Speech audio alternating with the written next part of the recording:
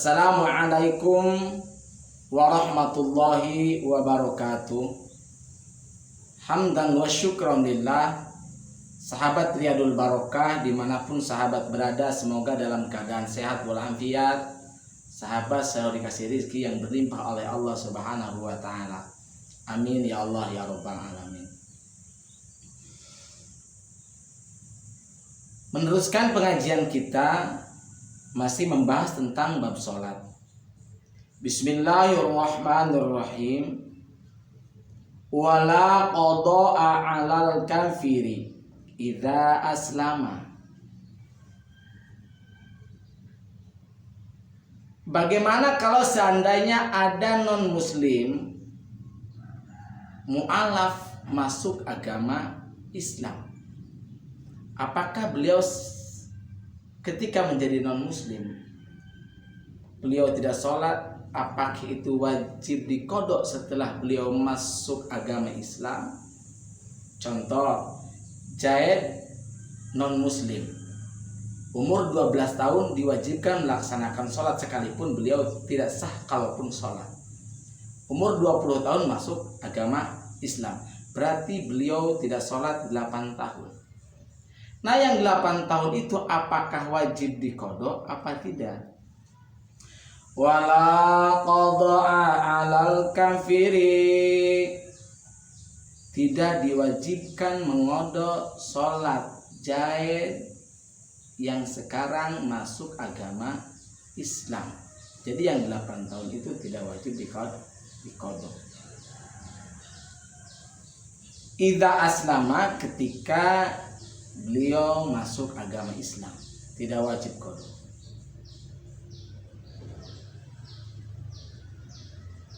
Ilal murtada, terkecuali orang murtad. Kalau orang murtad itu wajib kodok. Emang seperti bagaimana orang yang murtad? Murtad itu seperti ini. Khalid seorang muslim. Khalid muslim, umur 20 tahun, Khalid masuk agama non muslim. Setelah 2 tahun di agama non muslim, Khalid masuk lagi agama Islam. Itu namanya murtad.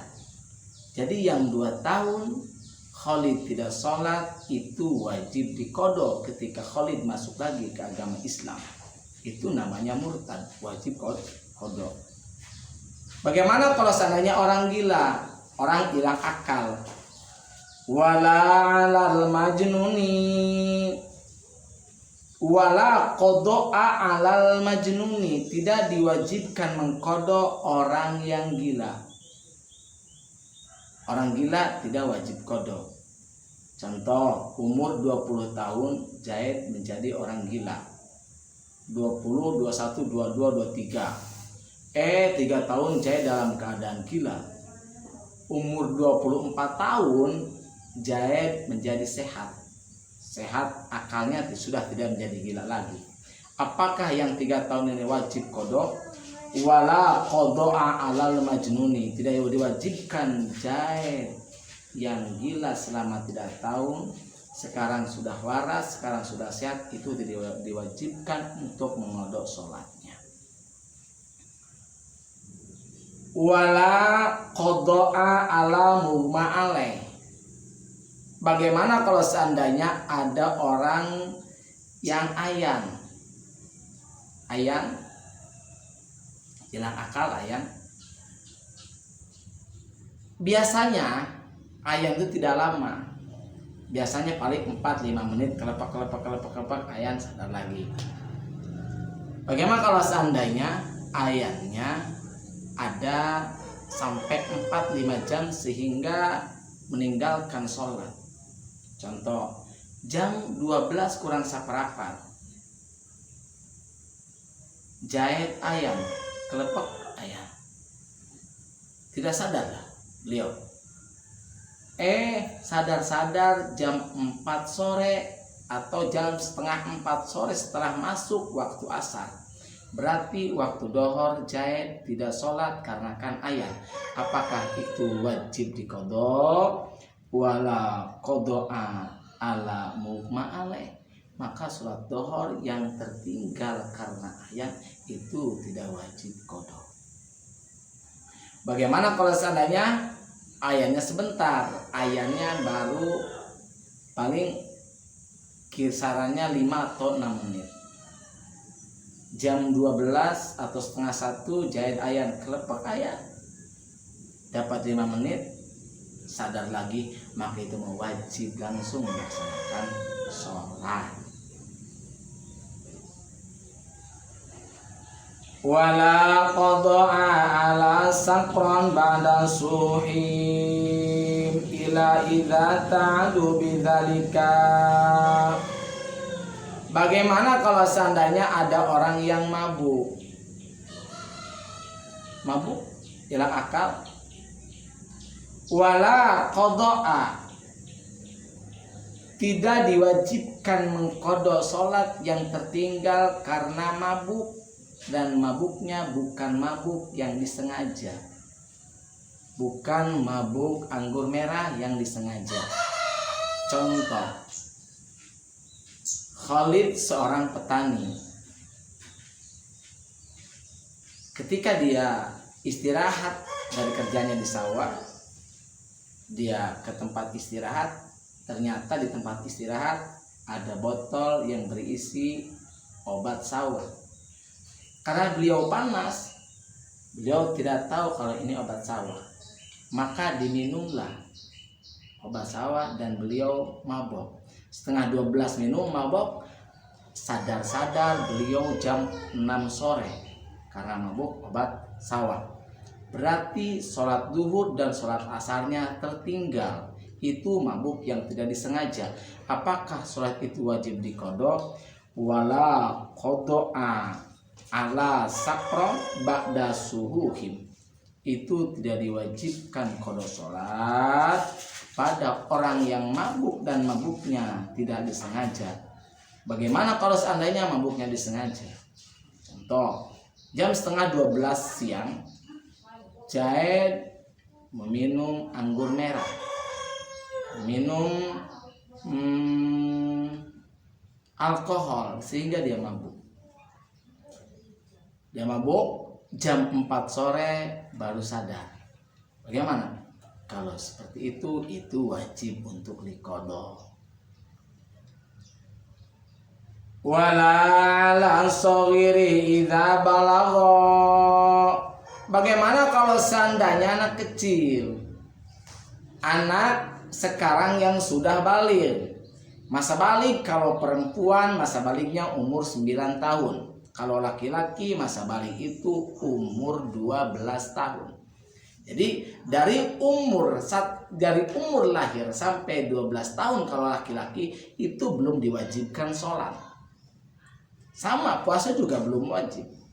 Kalau perempuan dari umur dia lahir sampai umur 9 tahun, anak perempuan belum diwajibkan sholat. Mulai dari 9 tahun itu baru wajib sholat.